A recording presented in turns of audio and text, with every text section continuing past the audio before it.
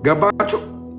እዚህ ጋር የቤተ ልጅ ነኝ ያለ ሞጣ ቀራኒዮ ግን በእንደዚህ አይነት ጥግ የቤተ ክርስቲያን መጥፎ ገጽታ ለመገንባት መሯሯጡ ለምንድን ነው ያስፈለገው? አንድ እሱ ብቻ አይደለም ጋይስ፣ እሱ ብቻ አይደለም።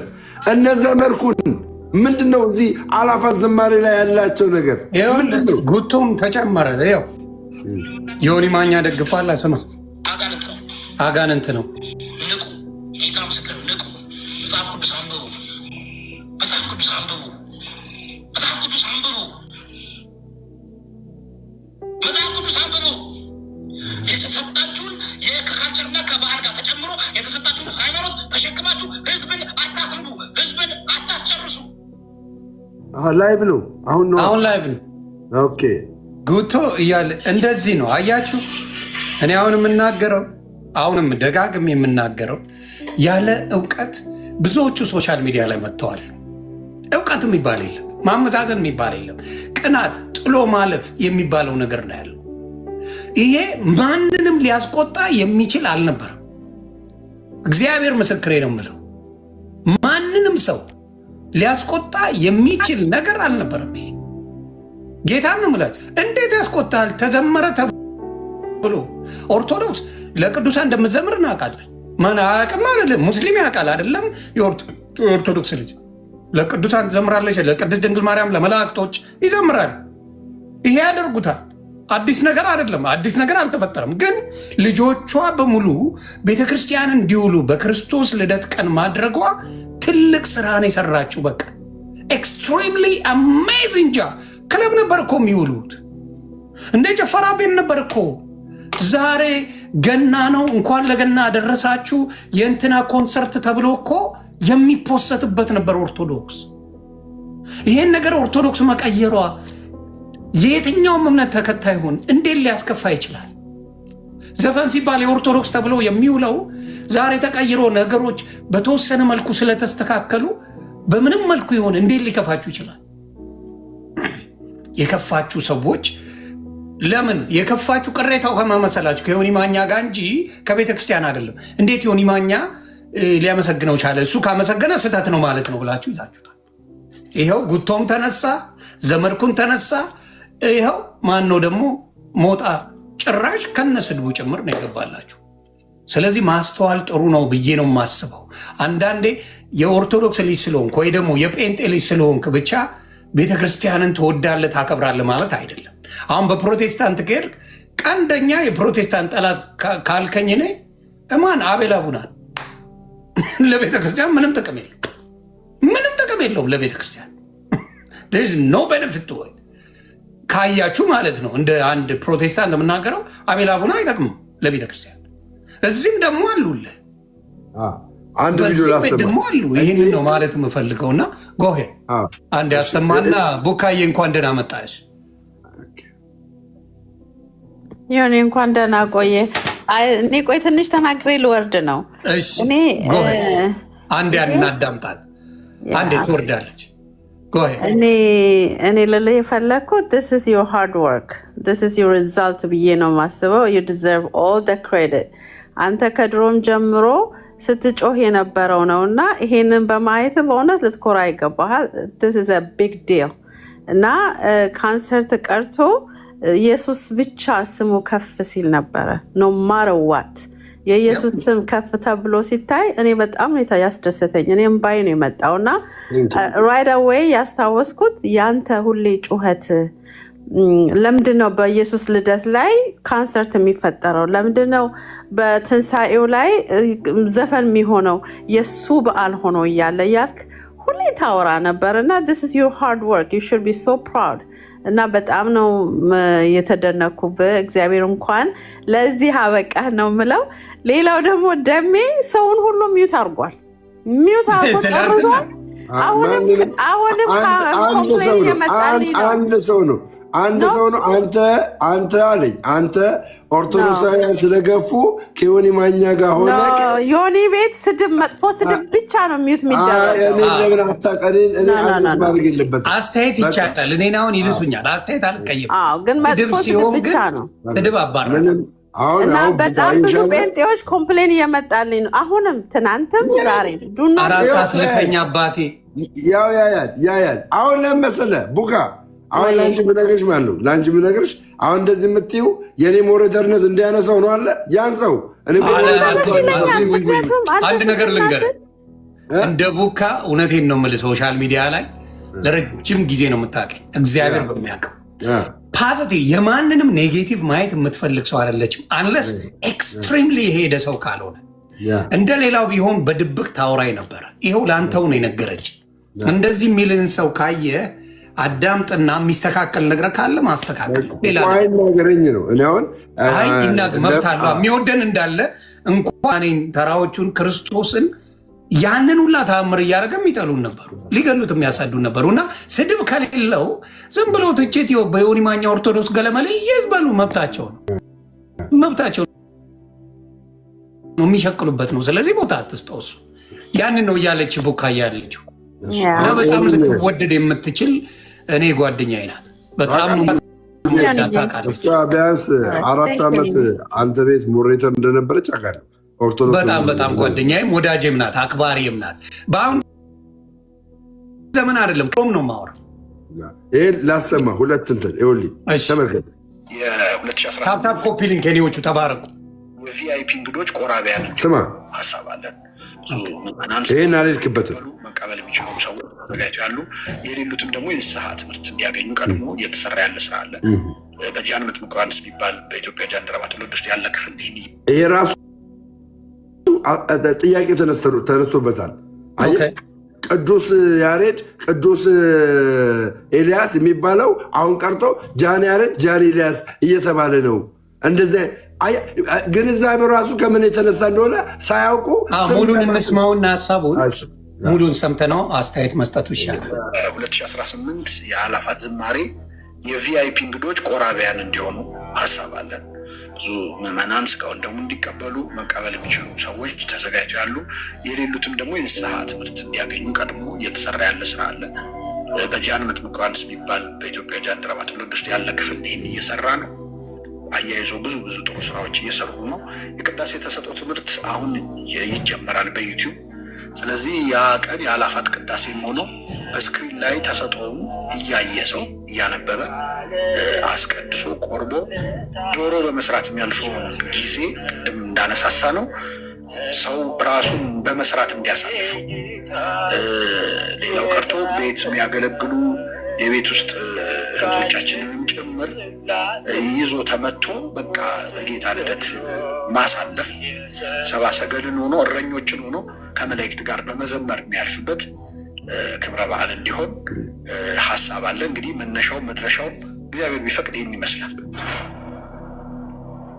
የ2018 የአላፋት እዚህ ጋር ሁለት ነገር አለ ምን አለ መሰለ አንደኛው ጃንደረባው የሚባል ነገር አለ ጃንደረባው የመጣው አሁን ሁለት አይነት ትርጉም አለ ጃንደረባው የሚባለው እንደ መጽሐፍ ቅዱስ ጃንደረባ አለ እኮ አለ አንደኛው ጃንደረባ ስልብ ነው ለማን ስልብ ነው ለጌታው ስልብ ነው ሁለተኛው ጃንደረባ ደግሞ ለእግዚአብሔር የተሰጠ ነው ራሱን ለእግዚአብሔር የሰጠ ነው ሶስተኛው ጃንደረባ ደግሞ ሐዋርያት ሥራ ምዕራፍ 8 ላይ ተዋላል ያ ጃንደረባ ወደ ኢትዮጵያ ይዞ የመጣው አሁን የሄኖክ እሳቤ ያንን ነው ለማሰራጨት የፈለገው እንጂ ጀስት እንዳለ ህዝቡን ጃንደረባ ለማድረግ የታሰበ ነገር አልነበረም ሁለተኛ ነገር ደግሞ ቪቪአይፒ ተብለው አሁን ቅድም እያልከው ነበረ ቆራቢያን አሁን በሚቀጥለው ዓመት ቦታ አይገኝም ቪቪአይፒ ለማግኘት ቆራቢያን የዛሬን አይተው ቦታ አይገኝም በቃ እቆርባለሁ ብለው የሚመጡ ሰዎች ራሳቸው ለጽድቅና ለንስሐ አቅርበው የሚመጡትን ሰዎች አስብ ይህን የመሰለ ወንጌል ምን አለ ታዲያ ሰውን ወደ እሱ መልካም ነው አዎ ግን እንዳልኩ የፈለጉት ምንድን ነው አሮን ነው ወይ አሁን ዘመርኩን የምጠይቀ አንድም ቀን ወንጌል ሰብካት አታውቅም መምህር ነኝ ትላለህ እኔ አምጀስት እኮ ነጠላውን ለብሰ ፖለቲካ ነው የምትሰብከው አንድ በአንተ ምክንያት ከሙስሊም ወይም ደግሞ ከጴንጤ ወደ ኦርቶዶክስ የመጣ የለም ትምህርት አታውቅም አታስተምር ወንጌል የለህም ሞጣ ወንጌል የለም። አንድ ቀን ጥቅስ አትጠቅስም። አንድ ነገር በእናንተ ወደ ኦርቶዶክስ የመጣ የለም። እንደ ጉራ አትውሰዱብኝ። በእኔ ብዙ ሰዎች ወንጌላውያን አድርጌያለሁ። እግዚአብሔር ይባረክ። ለምን ከመጣው ኦን ፐርፐዝ የተወሰኑ ነገሮችን በመጽሐፍ ቅዱስ አስደግፌ እናገራለሁ። ለምንድን ነው ለለውጥ የማትሰሩት? ኢዮዳብ በአንተ የተነሳ የሚጠነጥጥ ሳይሆን የሚሸሽ ነው ያለው። ጴንጤነት እብደት ነው የሚመስለው። እድሜ ለአንተ ቀውስ የበዛበት ይመስላል። በኢዮዳብ በእንቁርቲ ምክንያት ጴንጤነት እብደት ነው ብለው የሚያስቡ ሰዎች አሉ። እግዚአብሔር ይስጣችሁ። በአቤል አቡና ምክንያት ጴንጤነት እብደት የሚመስሉ አለ። ይህ ሁላ መከራ እያለ ምን ላደርግ ነው ጴንጤ መሆነው ይላል። ስለዚህ ወደ ክርስቶስ ሳትሰብኩ ምን አይነት ጴንጤነት እንዳለ በኦርቶዶክስም አሁን ዘመድኩን ለአንድ ሰው በህይወቱ ሰብኮ ወደ ኦርቶዶክስ ያመጣ የለም። አንድ መዝሙረ ያሬድ ብዙ ከሌላ እምነት ያሉትን እፎይ ብዙ ከሌላ እምነት ያሉትን ወደ ኦርቶዶክስ አምጥቷል። ፍሬ አፍርተዋል። ፍሬ የሚታየው አንተ የተናገርከው ነገር ውጤት ይዞ ሲመጣ ነው። እኔ ፍሬ አፍርቻለሁ እንዴት በላይ ኢቭን በኦርቶዶክስ ያንን ነገር ስናገር የነበረው እባካችሁ ክለብ አይገባውም ክርስቶስ ኦርቶዶክስ እያለው የምናገረው ዛሬ ፍሬ አፍርቶ አይቸዋል። ክለብ አይደለም ቀኑን እንኳን ስጡት ባልኩበት ዛሬ ሳይ ማመስገን እንጂ ዛሬ ሳይ አልሳደብም። አየህ ያልኩትን ነገር ዋሸው ማለት ነው። ያየሁት ነገር አርቲስቱ በለው ሌባ ጎማው በለው ምኑ በለው ክርስቶስ ቤት ሄደ። በቃ አየሁት። እያንዳንዱ የኦርቶዶክስ ልጅ የአላፋት ዝማሬ ብሎ በሙሉ ሄደ። የት ቤተ መቅደስ ቤተ ክርስቲያን የእሱን አምላክ ለማግኘት ሄደ። ይሄ እኔን በፍጹም ኮምፕሌን ሊያስደረገኝ አይችልም። እኔ በጌታ ነኝ፣ በኢየሱስ ክርስቶስ ነኝ። እኔ ማምነውን አሁን እያደረግኩ ነው። ግን በዚህ ነገር ላይ የተቃወማችሁ ሴት ፍለጋን ሄዳችሁት ቦታክስ አርጋችሁ ነው ሜካፕ ተሰርታችሁ ነው። እንደ ኦርቶዶክስ ቤትና እንደ ሙስሊም ቤት የሚያምራለ እንዴ? ሴቶቹ ቤተክርስቲያን ሲሄዱ ወይ መስጊድ ሲሄዱ አለ አምጣ የለም። ለውጥ እየመጣ ነው። ይህን ለውጥ ደግሞ ለኦርቶዶክስ ወንድምና እህቶቼ በደንብ አድርጌ አመሰግናችኋለሁ። ይሄ ትልቅ ለውጥ ነው። በርቱ፣ ግፉበት ነው ምለው። ምንም እኔን የሚጎዳኝ ነገር የለም። በቃ በምንም ብሎ ቤተክርስቲያን ሄዶ እየጠየቀ መማር ይጀመራል፣ ማወቅ ይጀመራል። ለውጦች ወደ ክርስትና የመምጣት ለውጦቻቸው እደግፈዋል። እንዲህ ዓለም ላይ ሰይጣን እየተመለከ ኦርቶዶክስ ቤተክርስቲያን ብታድግልኝ ብትበዛልኝ ለምንድን ነው ኮምፕሌን ማድረገው? for what reason? ምን ኮምፕሌን አስደረገኝ? ምን አግብቶኝ? ስለዚህ ይሄ ክፋታችሁ በሚዘገንን ሁኔታ አይቼዋል። ይሄ ደግሞ ምንድን ነው? አይ ቲንክ ይመስለኛል ደምረው ትላንት መጥተው አቴንሽን አገኙ መሰለኝ። እቺ አልተወደደችም። ለምንድን ነው እኔ ጴንጤ ኮምፕሌን የማያደርግብኝ? እንግዲህ ብዙ ወንጌል የሚያውቁ ጴንጤዎች አሉ። ብዙ እኔን በወንጌል አጥበው የሚያሰጡ ባዶ የሚከቱ ሰዎች አሉ። በዮኒ ማኛ ኮምፕሌን የሚያደርጉ ብዙ ጴንጤዎች አሉ። ወፍ የለም። ለምን? የሽቅድድም ቦታ አይደለማ። የሽቅድድም ቦታነትን ብዙዎቹ አይደለም የሚፈልጉት። ዮኒ ማኛ በክርስቶስ ድኗል፣ ተመስገን፣ ጌታ ይባርከው፣ አለቀ። ኦርቶዶክስ ቤትስ አሁን በማየው ነገር እነደምረው አይ ቲንክ አቴንሽን አግኝተዋል። ቤተክርስቲያን ላይ መዋጣት ቤተክርስቲያን እንዲሰራ የሆነ የመጽሐፍ ቅዱስ ነገር በብዛት ሲፖስት ነው የምታዩት። ግቡና ከቤተክርስቲያን ነገር ውጭ ደምረው አይፖስትም። አምጡ ቀጥታ ገብታችሁ ኦርቶዶክስ ከሆነበት ጊዜ ጀምሮ የኦርቶዶክስን የቤተክርስቲያን ጉዳይ ሲፖስት ነው የሚሆን። ልትደግፉት ነበር የሚገባው። አንዳንዴ መውደቅ ሊኖር ይችላል። የሰው ልጅ ነው፣ ስጋ ለባሽ ነው። ግን ማበርታት ያለባችሁ እናንተ ነበራችሁ። ወንጌሉ ማስተማር የነበረባችሁ እናንተ ናችሁ። ገና እንደመጣ እንደዚህ እየቀጠቀጣችሁት ነው። ሽባ ለማድረግ እየሰራችሁ ነው። እስቲ ግቡና እዩት። እስቲ ደምረው ነው ስለ ቤተ ክርስቲያን ሲፖስት የምታዩት ወይስ ዘመድኩንና ሞጣ ናቸው? ዘመድኩንና ሞጣ አይደሉም፣ እነ ደምረው ናቸው፣ ወደድክም ጠላህም። ስለዚህ አንዳንዴ በመልካምነት ስሩ። ምን እንደሚሆን ልይ እዚህ ጋር ዘመድኩን የሚለውን እስቲ ላሳያችሁ። ዘመድኩን የሚለውን እስቲ እኔ ላሳያችሁ። አንተም ያላየው ስለሆነ ነው ማሳይ። በጣም በኦርቶዶክስ ጉዳይ የበሸቀ ነው የሚመስል። ለምን እኔ አዛዥ ነኝ ብሎ ያስባል ዘመድኩን። ለኦርቶዶክስ ማለት ነው አዛዥ ነኝ እኔ ኦርቶዶክስን እኔ ማዘው ብለው ይላል። እስቲ እኔ የሚዘምሩትን ሰዎች እንመልከታቸው። በዕለቱ እነዚህ አሁን የሚመለሱትን የሚዘምሩት እንመልከታቸው። የሚዘምሩትን ሰዎች ማን ሄኖክ ድንቁ፣ ባልተሳር እዚህ እነ ምናምን ኦኬ፣ ማናት ይቺ አርቲስቷ አያቸው። ጸሎትም እንኳን አይደለም ሰለፊ ይዘው ለቲክቶካቸው ለኢንስታግራማቸው ነጭ ለብሰው የዛች ዕለት ነው የሚመጡት። ሄኖክ ጋር እሱም ቡቶክሱን ተቀብቶ ሜካፑን ተቀብቶ ፀሐይ መስሎ ይመጣል። እነሱም ቡቶክሳቸውን ተቀብቶ ይመጣሉ። ከዛ ሰለፊ ይዘው ጸሎት ነው። ዘመድኩን አንድ ነገር ልዘግ፣ ቡቶክስ የሚቀባ አይደለም ሰርጀሪ ነው።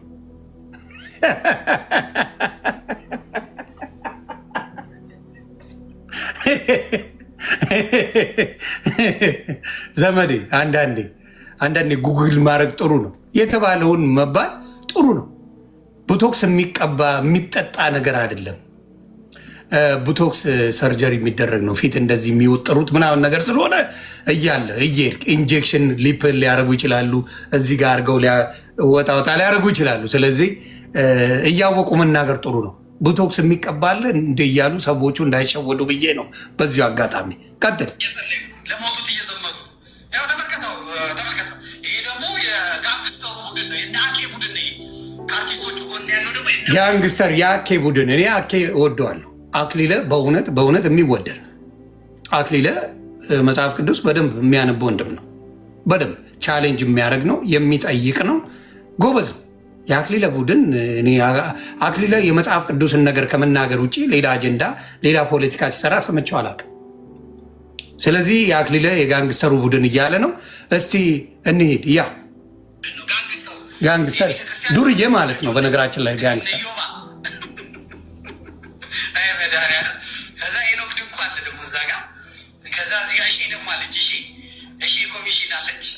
እሺም እየተላሰች ነው። እሺ እንግዲህ ተሻሹ ከዘመድኩን ጋር ሰላም ተባባሉ። እሺ $1 ሚሊዮን እየተባልሽ ነው። $1 ሚሊዮን በቤተ ክርስቲያን ዘርፏል ነው የሚለው። ይኸው ላሰማችሁ።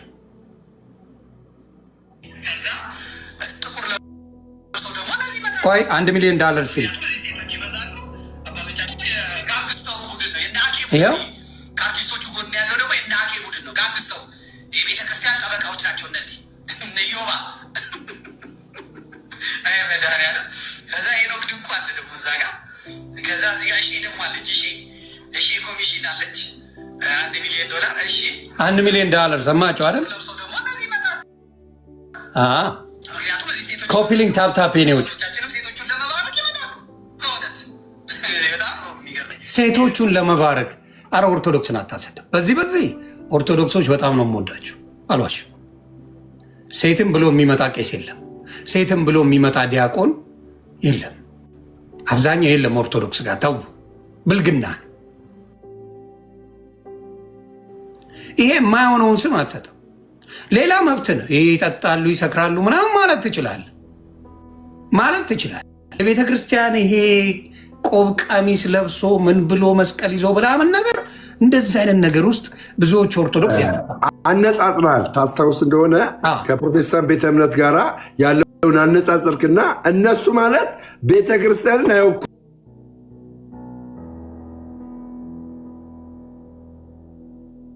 ማለት ፕሮቴስታንት በባህሪያቸው። እኛ ጋር እዚህ ጋር ደምረው አሁን እኮ ደምረው ቢጠጣ ቢሰግር ሀሰራ ቢጨማለቅ ማለት ነው ኦርቶዶክስ እንዲህ ናት ማለት አልችልም። ደምሮ አሁን በደንብ እየተረዳው ቴንኪው የኔ አባት ደምሮ ነው የተጨማለቀው እንጂ ቤተክርስቲያን አጠጣ ብልሃለች። ገባ? ኃጢአት ብትሰራ ደግሞ በንስሐ ተመለስ፣ ቅዱስ ቁርባን ተካፈል ብልሃለች። ለምን? ቅዱስ ቁርባን በተካፈልክ ሰዓት ጸጋ ትቀበላለህ፣ ቲቶ 2:11 ላይ ዓለማዊ ምኞትን የሚያስክድ የጸጋ ተገለጠ ይላል። አሜን። የክርስቶስ ጸጋ አያለ ይሄም ኃጢአተኝነትን ክደን የተባረከውን ተስፋችንን እንድንጠብቅ ያደርገናል ይላል። እኔ የምነግርህ የሆነ እግዚአብሔር በሚያውቀው ያህል ኦርቶዶክስ በመሆኔ ከዘላለም ሕይወት ትጎላለህ የሚለኝ ሰው ካለ ይምጣ ያውራኝ። ማርያምን ነው የምልህ። በመጽሐፍ ቅዱስ አይደለም፣ በመጽሐፍ ቅዱስ ከዘላለም ሕይወት ትጎላለህ። ይሄን ትንሽ ተቋሚ ጭማሪዋ ላይ እንጂ ሌላው ችግር የለብኝ። ቴንኪው ጭማሪዋ ላይ ተጨማሪ ጠይቁ ይባላል። የማላውቀው ገድል አለ፣ የማላውቀው ያላነበብኩት ገድል ያላነበብኩት እሱን ስታነብ ዘለ እንዳትመጣ እንጂ አልመጣም። ያላነበብኩት ገድል ዮኒ ስማ፣ እኔ ያላነበብኩት ገድል እኔ የዘላለም ሕይወት አልሰጠኝም። ዋናው አንተ ምንድን ነው የዘላለም ሕይወት ማግኘት ነው አለ። የዘላለም ሕይወት ማግኘት ነው። እኔ የዘላለም ሕይወት ያገኘሁት በመጽሐፍ ቅዱስ ነው። ፔሬድ በቃ መጽሐፍ ቅዱስ እንዲህ ነኝ ባለኝ መጽሐፍ ቅዱስ ይሄን ስላለኝ በመጽሐፍ ቅዱስ የዘላለም ሕይወት አግኝቻለሁ። በገድል የዘላለም ሕይወትን ላጣ አልችልም። የምነግርህ ኦኬ፣ ይሄ ጥሩ አካሄድ ነው። እኛም እያለን ያለ ነው እኮ ብዙ የሚያግባባን ነገሮች ከገድሉ ውጭ ብዙ የሚያግባባን ነገሮች አሉ። አንተም እያልከኝ ያለው በክርስቶስ ደም ነው ምንድነው እያልክ ነው። እኔ የክርስቶስ ደም አያድንም የሚለኝ ገድል ካለ አልቀበልም። ኖ አብሮ ሌሎቹ የተሻለም አላቸው የሚል ነገር የለም። አንድ ነው ያዳንን። እኛ ኦርቶዶክሳውያንን የዘላለም ገድል ላይ ነው ችግሩ ያለው አልኩ። እየነገርኩ ነው። መጽሐፍ ቅዱስ ኢንፋለብል ወይም ደግሞ ስህተት አልባ ነው። መጽሐፍ ቅዱስ ገድላት ድርሳናት ፋለብል ናቸው። ሊቃውንት አይተው መርምረው የሚፈትሹ ናቸው። መጽሐፍ ቅዱስን ግን ማንም መርምሮ ፈትሾ የሚቀንስ የሚጨምር የለም። መጽሐፍ ቅዱስ ትንሹ ችግሩ ምን መሰለህ?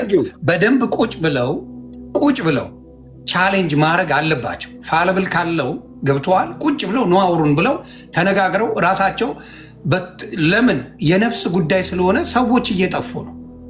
ገብተዋል። ስለዚህ ማስተማር አለባቸው። ይሄ ነገር መስተካከል፣ ይሄ ነገር መሆን አለበት።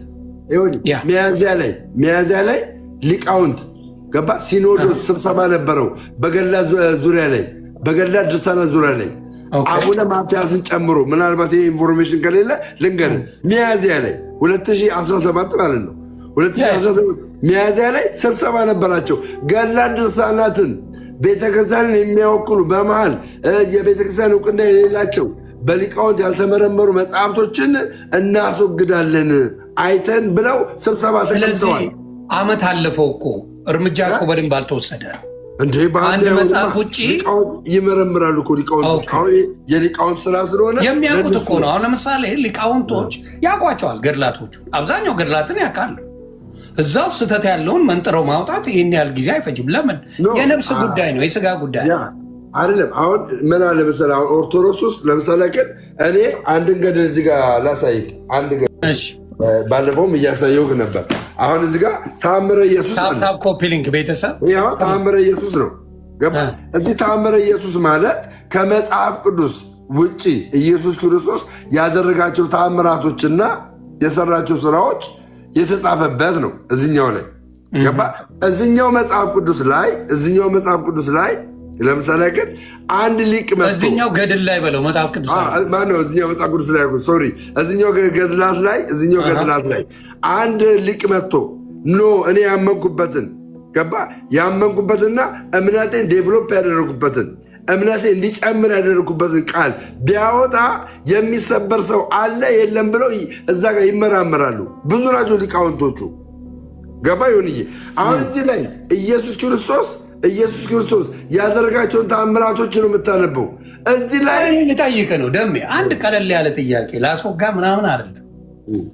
መጽሐፍ ቅዱስ ከበቂ በላይ ስለ ክርስቶስ አልነገረንም? በሚጥም ነገሩ አልነገረንም?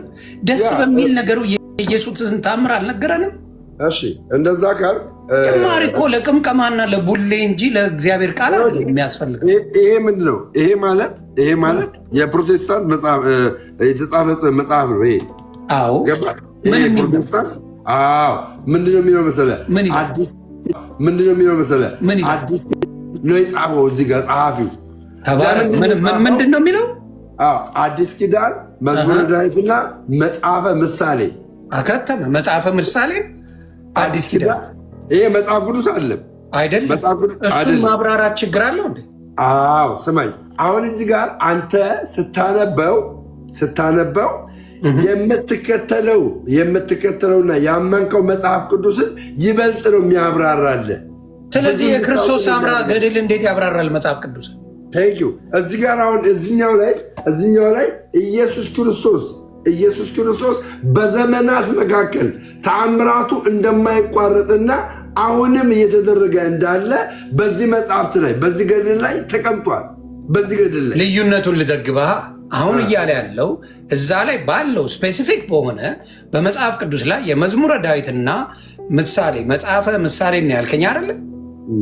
መጽሐፈ ምሳሌን ተመርኩዞ ማብራሪያ ነው የሰጠው።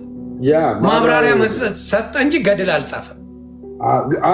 አሁን ለምሳሌ ምን አለ መሰለህ፣ ገድል አልጻፈም። ልዩነቱን ሪፈረንስ ነው፣ ሌላ ነገር የለም። ልዩነቱን አስቀምጥልህ።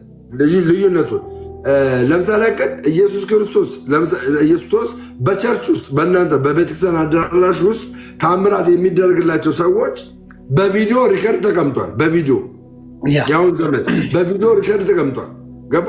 አይኔ በራ፣ እጄ በራ፣ ማን ነው እጄ ተፈወሰ፣ ሰምቲንግ ሆነልኝ፣ የሆነ ነገር ሆነልኝ። የኦርቶዶክስም ተብለዋል፣ ተጽፈዋል። የኦርቶዶክስ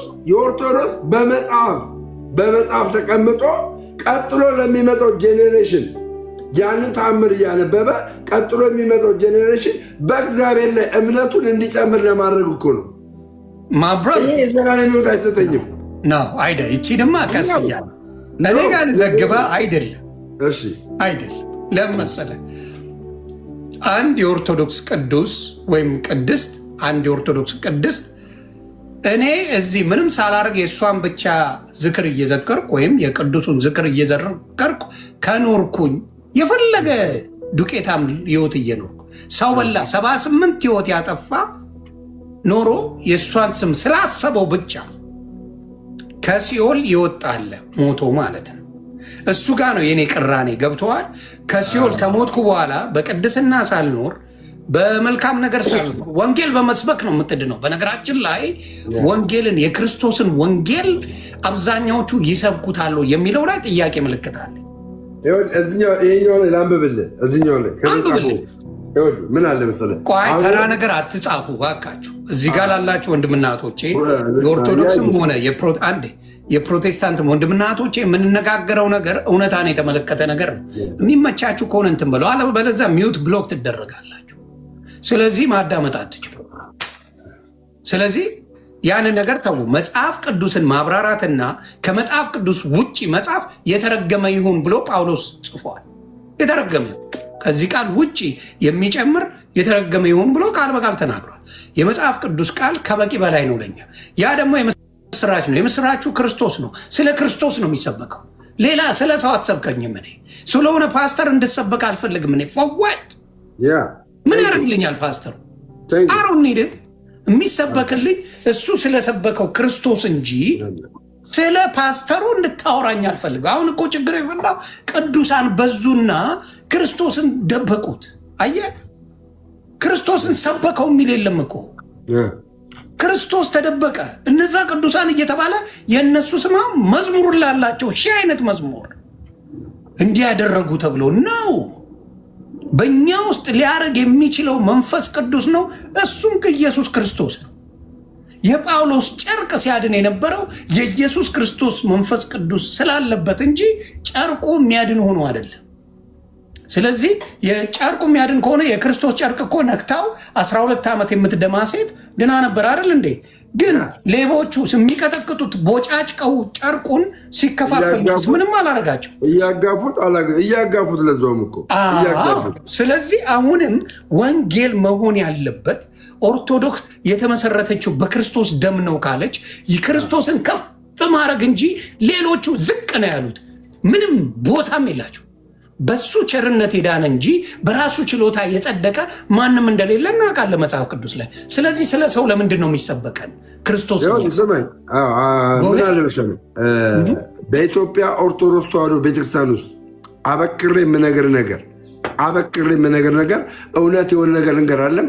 በኢትዮጵያ ኦርቶዶክስ ተዋሕዶ ቤተክርስቲያን ውስጥ በቅዳሴዋም በመሐሌቷም በወንጌሏም የምትሰብከውና የምትናገረው አንድ ንጉሥ አላት፣ አንድ ጌታ አላት፣ አንድ አምላክ አላት። እርሱም ፍጹም ሰው ፍጹም አምላክ የሆነውን ኢየሱስ ክርስቶስ ነው የምትናገረው። የቤተ ክርስቲያኔ ራስ ብላ በመጽሐፍቶቿ በዶክትሪኗ ያስቀመጠችው ክርስቶስ ኢየሱስን ነው። ኢየሱስ ክርስቶስ ከሌለ በቤተ ክርስቲያን እስትንፋስ የላትም፣ ዮኒ ህይወት የላትም። ይኸውልህ አሁን ለምሳሌ ግን ስለምንድነው ታዲያ ስለ ተክለ ሃይማኖት የምትናገሩት? ለምንድነው ታዲያ ስለ አቡነ ተብሎ የሚነገር? አሁን ለምሳሌ ስለ ክርስቶስ ልጨርስልህ አለ ዝም አልኩህ አይደለ? ስለ አቡነ ስለምን ትናገራላችሁ? ኦኬ እኛ አሁን እኔ ስለ አቡነ ተክለ ሃይማኖት ብነግር ማለት ነው አቡነ ተክለ ሃይማኖት በራሳቸው ማንነት ያደረጉትን አለ የምነግርህ። እግዚአብሔር በእሳቸው ተጠቅሞ የሰራውን ታላቅ ስራ ነው የምነግርህ። ታላቅ ስራ ያለ እግዚአብሔር ማንንም ቅዱስ የሚናገር ሰው ካለ ትክክል አይደለም። የኦርቶዶክስን አስተምሮ እያስተማረ አይደለም። ያለ እግዚአብሔር ማንም እግዚአብሔር ያከበረው ያለ እግዚአብሔር ምንም መሆን አይችልም። ምንም መሆን ይሄን መጽሐፍ ላንብብልህ። ይሄን መጽሐፍ ከመጽሐፍ ይጨርስ አንድ ቤተሰብ እኔ እነግረዋለሁ። አይዟችሁ። ይሄን መጽሐፍ ላንብብልህ። ታፕ ኮፒ ሊንክ እኔዎች ይሄ መጽሐፍ ምን ይላል መሰለህ? ተአምረ ኢየሱስ ይላል። ይሄ መጽሐፍ ብዙዎች ይቃጠል ይላሉ። ኖ ለምን ነው የሚቃጠሉት? አሁን አነበልህና ይቃጠል አይቃጠል ብዬ ጠይቃለሁ። አንተ ምን ይላል መሰለህ? እንደዚህ ይላል ጌታ ኢየሱስ ክርስቶስ በእውነት ለሚጠራው ስሙ ከማር ከወተት ይልቅ የጣፈጠ ነው። ጌታ ኢየሱስ ክርስቶስ አምኖ ለሚቀበል የህይወት ህብስት ነው። የምን ህብስት ነው? የህይወት ህብስት ነው። ጌታ ኢየሱስ ክርስቶስ በእውነት ለሚጠጣው የህይወት መጠጥ ነው። እንዲሁ ሆኖ ደቀ መዛሙርቱ ጉባኤ አንድነታችንን ይባርኩ ዘንድ በስልጣኑ ጋሻ መከታነት ጠላታችን ዲያብሎስን ያጠፋዋል ይላል። ከዛስ ጌታ ኢየሱስ ክርስቶስ በዕለተ ስቅላት ከተገረፈው የግርፋቱ ቁስሎች ጋራ ይህን እንግዲህ መጽሐፍ ቅዱስ ላይ አታገኘውም። የግርፋቱ ቁስሎች ጋራ የሞቱ መስቀል የወይን ምንጭ የሚሆን ጎኑ ቅዱስ ቁርባን የሚሆነው ስጋው በፊቱ የሆነው በክብር የተሸለሙ አገልጋዮቹ በተጠሩ ጊዜ ወደ ሙሽራው ድንኳን ያገባናል። አሜን ይላል። ከዛስ በቀራንዮ የተሰዋው የእግዚአብሔር በግ ኢየሱስ ክርስቶስ ከተወራረደው ስጋው እንደሚገባን ከጎኑ ምንጭ ከተቀዳው ደም ጠጥተን እንረጋ ዘንድ ደም ግባትን ለማየት እንመኛለን። አቤቱ በሱራፌልና የምስጋና ጽዋ ልመናችንን ምላ መሐላዊ በሚሆን በተቀበልከው መከራ ቁስል ነፍሳችንን ፈውስ። አሜን። ይህን የመሰለ ወንጌል አለ በማርያም። እሺ እንደሱ ካልከኝ ደግሞ እኔም ልዘግባ። እሺ እኔም በስሱ ልዘግብ። እግዚአብሔር አብ የሚባል ለ2 ሰዓት ኢየሱስ ክርስቶስ ከንፈሬን ሳመኝ ጣፈጠኝም የሚል አለ። ምን ትምህርት ነው? ምን ላይ ጸጋ በሚባል የእናንተ ታምራችሁ ላይ ነው። ጣፍጠኝ ይላል። አዎ ለ2 ሰዓት ከንፈሬን ሳመኝ ጣፍጠኝ ይላል። አዎ ለ2 ሰዓት። ኦኬ እሺ። እሱ ሌላም ደግሞ ልዘግብ። ቆይ ይሄ ግራ አጋባ። መጽሐፍ ቅዱስ ላይ የታሪክ እንዳለ አታውቅም? እሺ ኧረ ነገረኛ አለ። ይሄ ታሪክ ምን ላይ ያለ መሰለህ? ሁለተኛ ነገሥት ነቢዩ ኤልሳ ሁለተኛ ነገሥት ነገረኛ ላንብበው። ምዕራፉ የቱ ጋር እንዳለ ባላቅም እንደሱማ ባላቅም ሳይሆን ብትነግረኝ መጽሐፍ ቅዱሳዊ ስለሆነ ንገረኝ። ላምጠው ግን ጠብቀኝ። እሺ ሁለተኛ ነገሥት ነው ግን ላምጣልህ። ቆይ እሺ ተባረክ።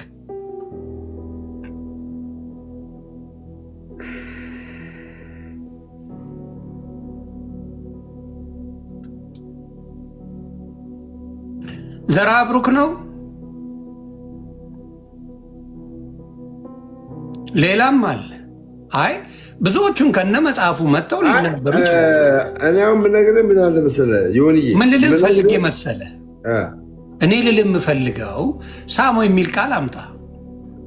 ሌላም ልነግርህ እችላለሁ። ገባ? ብዙ ነገሮች አሁን ሳሞ አይደለም ሳሞ ሳይሆን ይኸውልህ ምን መሰለህ፣ ቆይ በቦታው ላምጣ እንጂ አምጣልኝ። ኤልሳ ነው እያሉ ነው እዚህ ጋር ጴንጤዎች ጻፉልኝ ጥቅሱን ፕሌስ። እናንተ ጋር ጥቅስና ኤልሳ ነቢዩ ኤልሳ የእኛ ስለሆነ ቶሎ አምጡ። ኤልሳ ነው።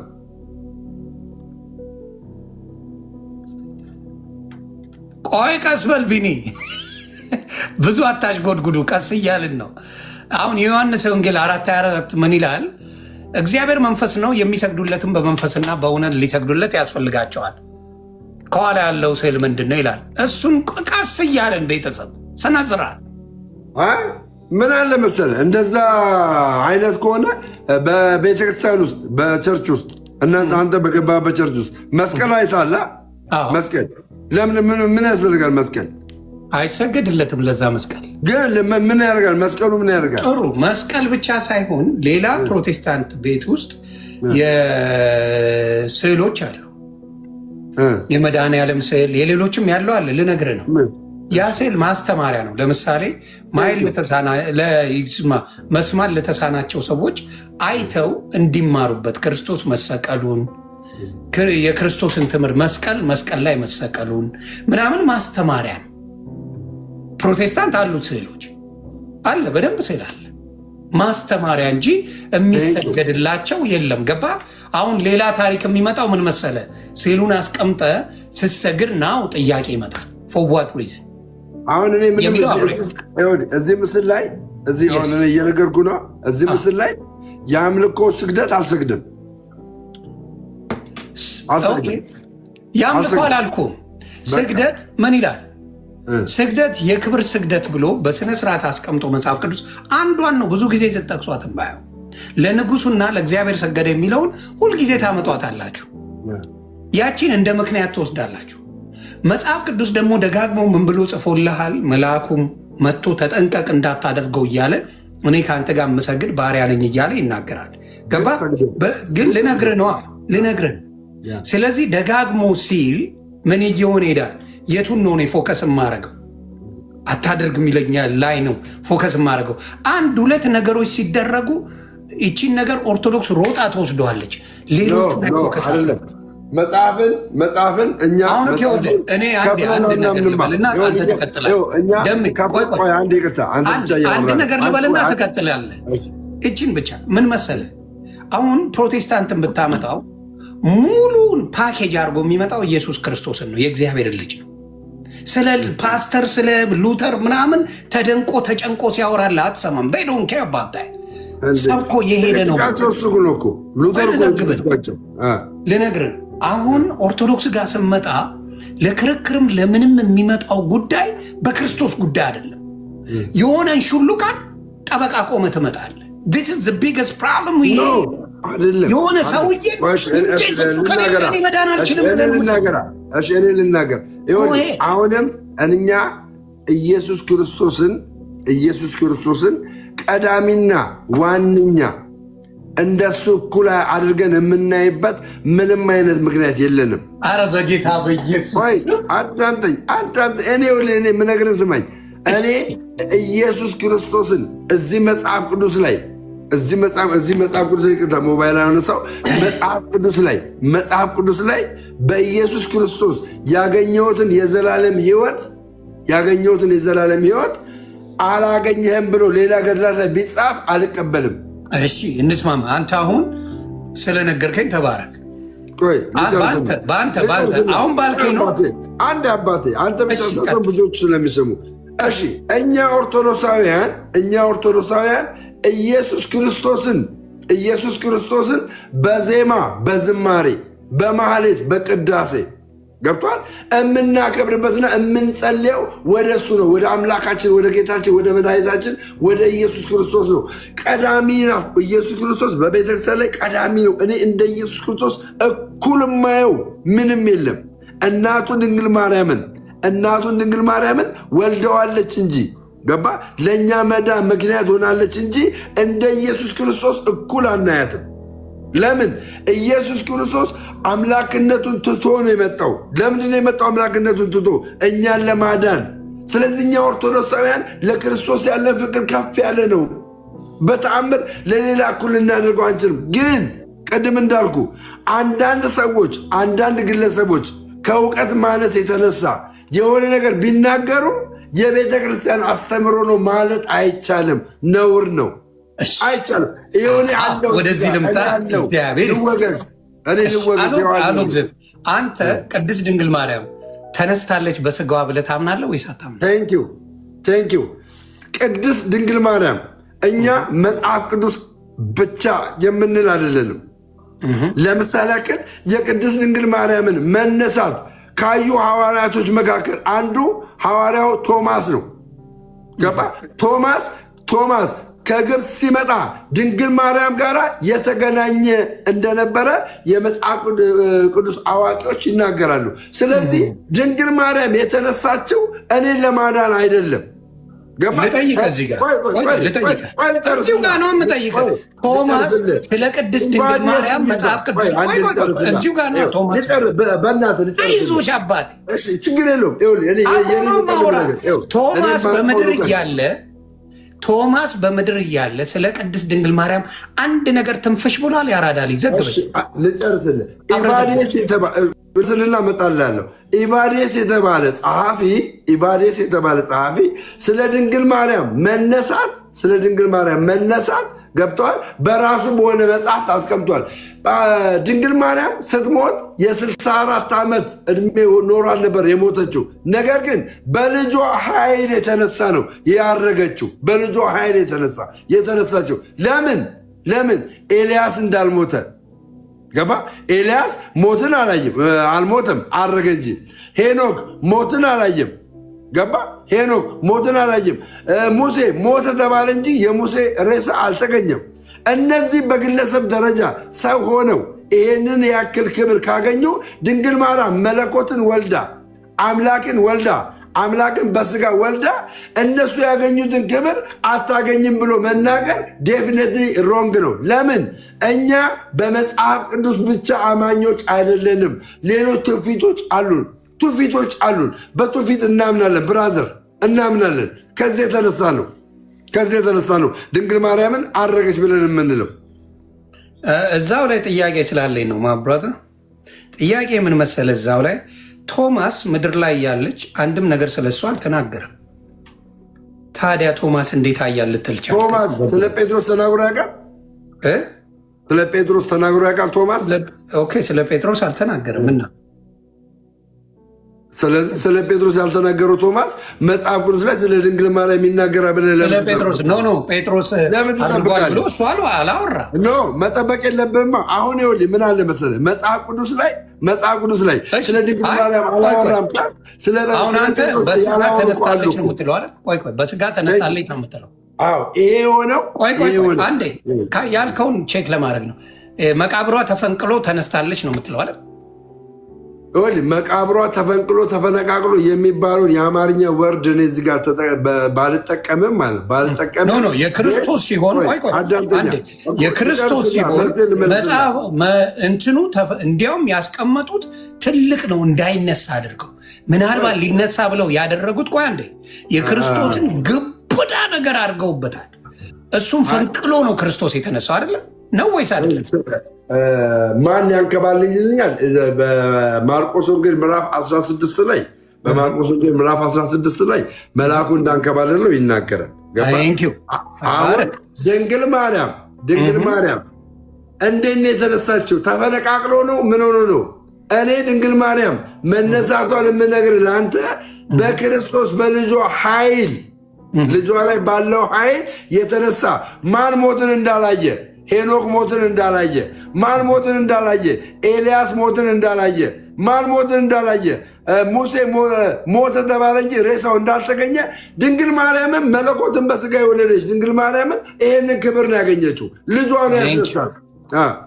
እኔ ደግሞ እንዳልተነሳች መቃብሯ እስካሁን እንደሚጎበኝ በማስረጃ ላሳይ። የማን ይሁን በምን ይታወቃል? የኔ ነው ብላለች። አምጣ የኔ ነው ያለች በስነ አንተ ኢየሩሳሌም ስትሄድ በስነ ስርዓት ያሳዩሃል። እዛ ይሄኛው ስቱሮማን ፋላሲ ነው የሚባለው። ስማኛ የማኝሁን የመቃብር የአበበ ይሁን የአልማዝ ይሁን የከበደ ያውቃሉ እንደ ክርስቶስ የማይታወቅ ለምን እንደማይታወቅ ለምን እንደማይታወቅና እንደሚታወቅማ ልንገር። የክርስቶስ መሆኑን ሄደው ሁሉም ሰው ይመሰክራል አይደለ? ክርስቶስ መቃብሩ የክርስቶስ ሞቶ የተቀበረበት ቦታ መቃብሩን ሰው እየሄደ ይጎበኛል አይደለ? ነው አይደለም? ነው አይደለም? ስለዚህ ማርያምም ሞታ የተነሳችበት ካለ እሱን ሄደው ይጎበኛል። የነ ጴጥሮስን የሌሎችንም ይጎበኛል። እስራኤል ተባረክ። አሁን ደግሞ የማርያምን እኔ ላሳየ እና ከነ ማስረጃው ነው። አንተም ምናልባት እስራኤል ያሉ ወዳጆች ካሉ ደውለህ ጠይቅ። አንዴ ላሳይ ማብራታ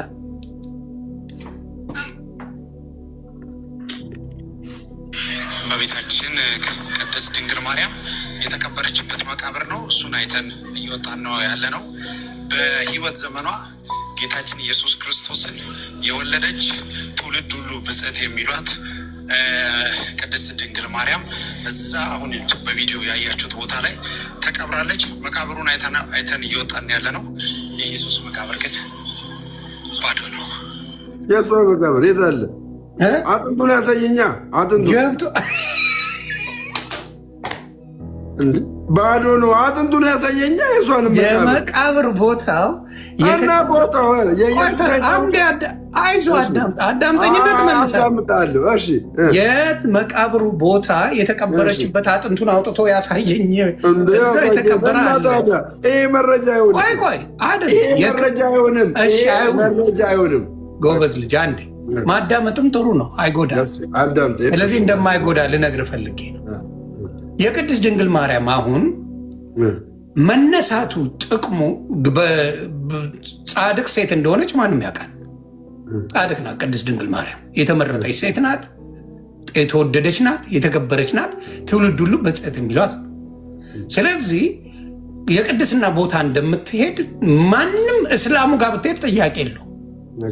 የቅድስና ቦታ የምትሄድ እናት ጋር ክርክር ለማንሳት ካልሆነ በስተቀር ጥቅሙ ምንድን ነው? አሁን የእሷ እሺ ተነሳች በስጋ አሁንም ለአንተ ልንገርህ። ለምሳሌ ግን ድንግል ማርያም እንግዲህ ተነሳች ተብሎ በሚታስብበት ሰዓት የተነሳችው የመጀመሪያው ለደምረው ጥቅም አይደለም። ደምረው የሚያገኘው ጥቅም የለም። የዘላለም ሕይወት የሚያገኝበት የለም ደምረው። ነገር ግን እርሷ የተነሳቸው ክርስቶስ ኢየሱስ ባለው መለኮታዊ ስልጣን መሰረት ነው። እናቱን ያስነሳት እንድትነሳ ያደረጋት ክርስቶስ ኢየሱስ ነው። ገባ? ይህ የእሷ መነሳት አንተ ክርስትና ሕይወት ላይ የሚጨምርም የሚቀንስም ነገር የለም። ለመጽሐፍ ቅዱስ ላይ ለመጽሐፍ ለምን ተቸገረ? ብትነሳ አስነስቻታለሁ። መጽሐፍ ቅዱስ ላይ ብዙ ያልተጻፉ ነገሮች እኮ አሉ። ቆይ ይሄ በጣም ክሪቲካል የሆነ ነገር ነው። ከመጽሐፍ ቅዱስ ላይ ክሪቲካል ከሆኑ ነገሮች መካከል ይሄ ትልቅ ነገር ነው። ይሄን ትልቅ ነገር ክርስቶስ አይጽፈውም ብዬ ወይም ደግሞ ሐዋርያቶች አይጽፉትም ብዬ አላስብም። ምክንያቱም እንዲያውም አንዳንድ ብዙም ቦታ የማይሰጣቸው ነገር ተጽፈዋል። ይሄን የመሰለ ተአምር ላጥ ብለው ሄዱ ነው የምትለው። እስጢፋኖስን ታውቃለህ? መጽሐፍ ቅዱስ ላይ አለ ሐዋርያት ሥራ ምዕራፍ 8 ላይ በድንጋይ ተወግሮ የሞተውን እስጢፋኖስን የእሱ መሞት መጽሐፍ ቅዱስ ጽፎታል። የጴጥሮስን መሞት መጽሐፍ ቅዱስ ጽፎታል? አልጻፈውም። ቴንኪው። ሁሉ ነገር መጽሐፍ ቅዱስ ላይ እንዲጻፍ አትጠብቅ። ለዚህ ነው መጽሐፍ ቅዱስ ብቻ ብለህ አትመንምልህ። እሺ መሞቱ ግን አይውልህ። ጴጥሮስ መሞቱን ታምናለህ?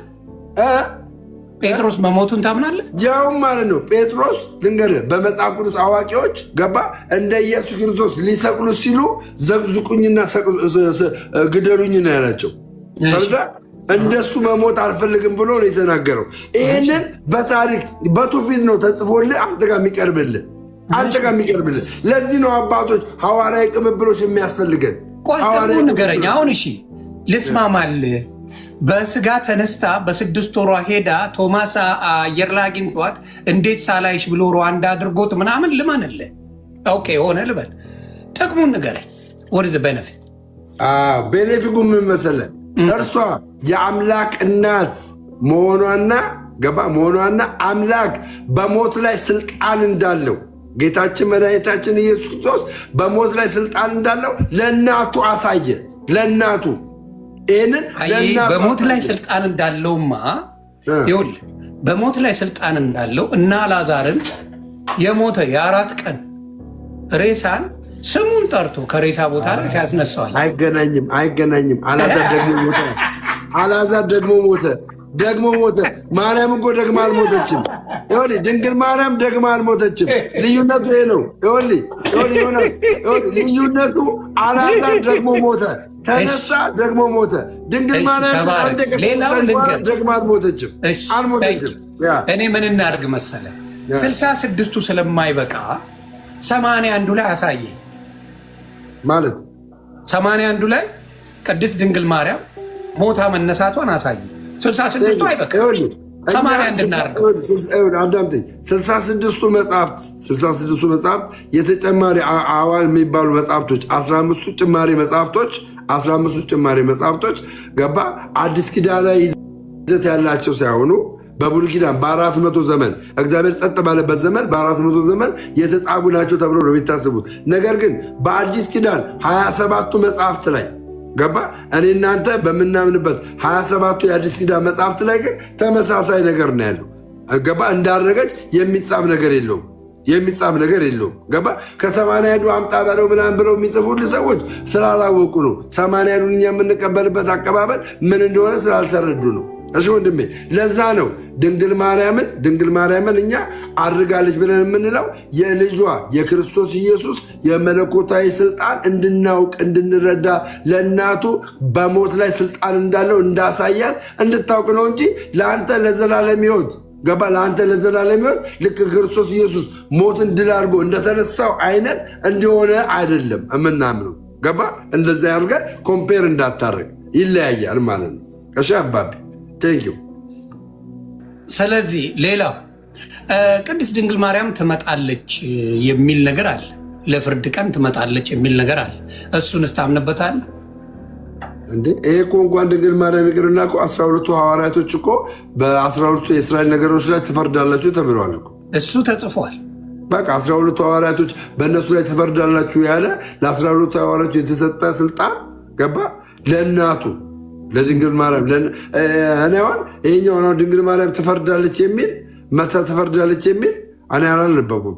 በመሰረቱ እነዘሜ አንብበውታል ይላል። እኔ እንጃ። እኔ አሁን የእነዘሜ መጽሐፍ ላይ መታ እንደምትፈርድ ተጎናጽፋ ምን ለብሳ ትመጣለች ይላል። መምጣቷ እኮ ትመጣለች። ብልጭ መምጣት እኮ ትመጣለች። ድንግል ማርያም እኮ አይደለም ድንግል ማርያም ይቅርና 12ቱ ሐዋርያቶች ይመጣሉ እያልኩ ነው እኮ። ይመጣሉ እያልኩ ነው እኮ። ክርስቶስ ኢየሱስ በሚመጣበት ሰዓት በመላእክት ታጅቦ በጻድቃን በሰማዕታት ታጅቦ እንደሚመጣ እኮ ግልጽ ነው። ግን ድንግል ማርያም ስትመጣ እንደ ልጇ እንደ ክርስቶስ ለፍርድ ነው የምትመጣው የሚል አስተምሮ ካለ እጠይቃለሁ። መምህር ዘበነን ጠይቀው።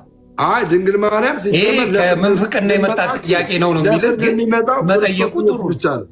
ለፍርድ የሚመጣው ኢየሱስ ክርስቶስ ብቻ ነው የምነግርህ።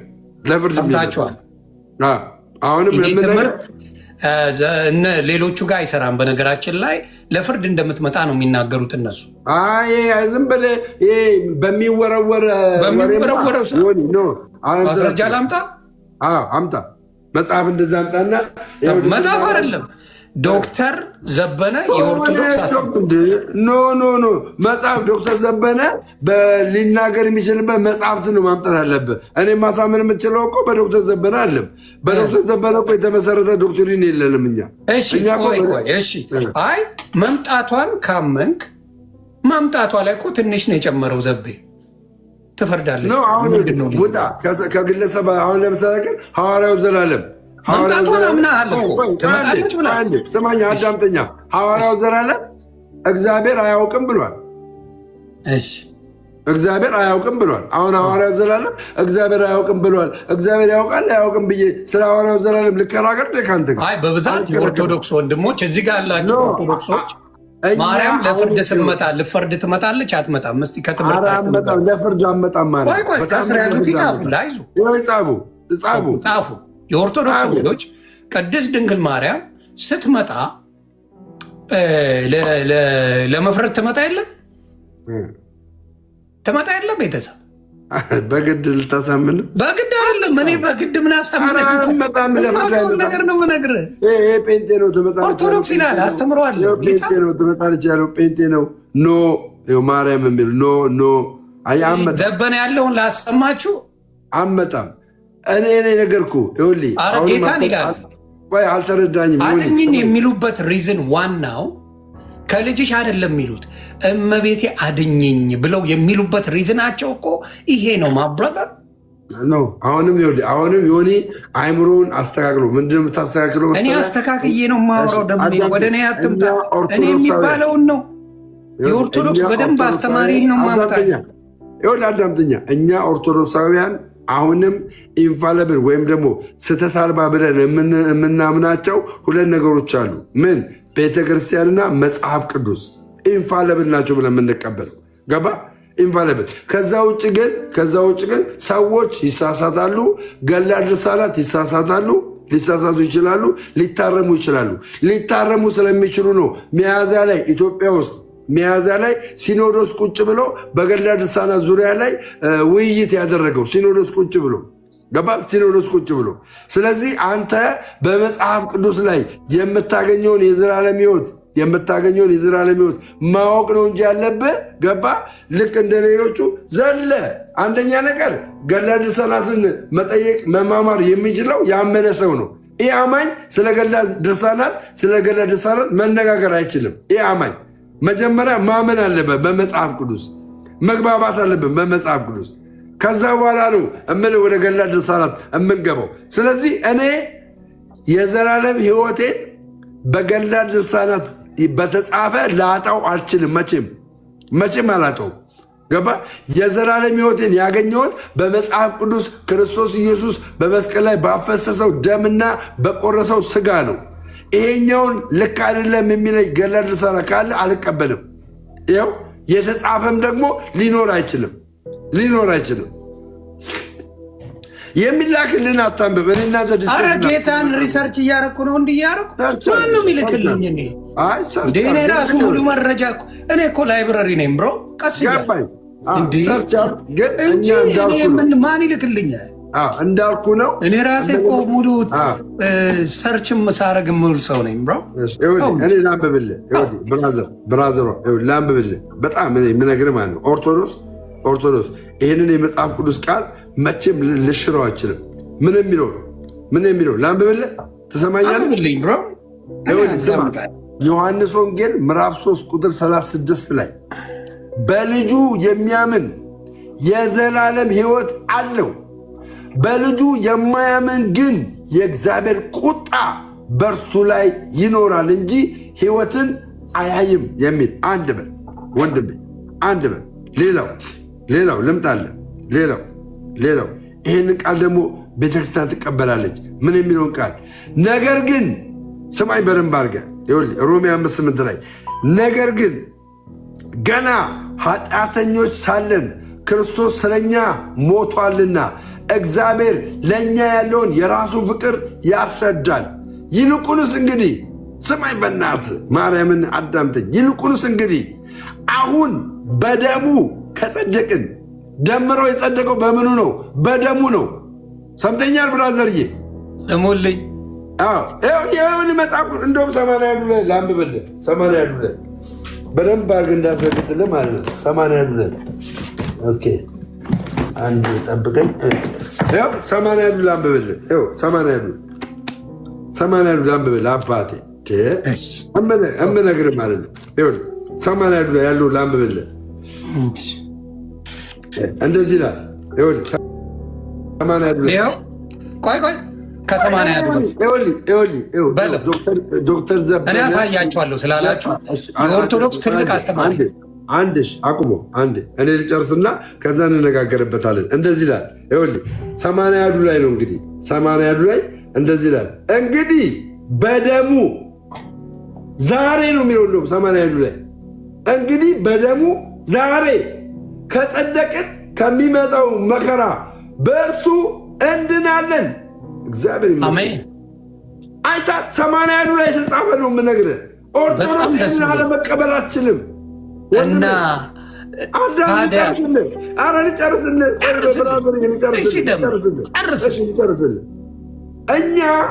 እኛ የእግዚአብሔር ጠላቶች ስንሆን በልጁ ሞት ይቅር ካለን በመሞት በልጁ ሞት ይቅር ካለን ከታረቅን በኋላ እግዚአብሔር ይመስገን ከታረቅን በኋላ በልጁ ሕይወት እንዴት የበለጠ ያድነን።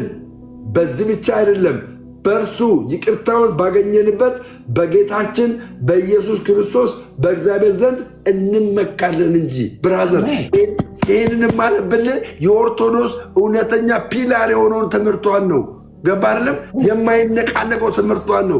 እኔ የጸደቅኩት ክርስቶስ በክርስቶስ ደም ነው። ይህንን አልጸደቅም ብሎ የሚመጣ ምንም ነገር ልንቀበል አንችልም። ምንም ነገር ልንቀበል አንችልም። ይሄ 81 መጽሐፍ ነው። ልቀጥልልህ። እኔም በመሀል ብገባ ጥሩ አይደል ለጤና? አንድ ነገር ልንገርህ። አሁን አንድ ነገር ልንገርህና ከዛ ትቀጥላለህ። ቤተክርስቲያን ገባ? ቤተክርስቲያን ዶግማዋ ወይም ደግሞ ዶክትሪኗ የተመሰረተው በክርስቶስ ላይ ነው። በግለሰብ አስተምሮ የተመሰረተ ዶግማ የላትም፣ አስተምሮ የላትም። ተረዳኝ? አንድ ግለሰብ የፈለገውን ነገር ቢናገር ገባ? ያ ግለሰብ ቤተክርስቲያንን ሊወክል አይችልም። ትክክለኛ ነገሩ ቤተክርስቲያንን ይወክላል። በሱ በስጋ ስሜቱ የተናገረው ነገር ግን ቤተክርስቲያንን ሊወክል አይችልም። ይህንን እወቅልኝ። መጀመሪያ ይኸው በድፍረት ነው የምነግርህ። ይህንን እወቅልኝ። አሰማው። ተባረክ።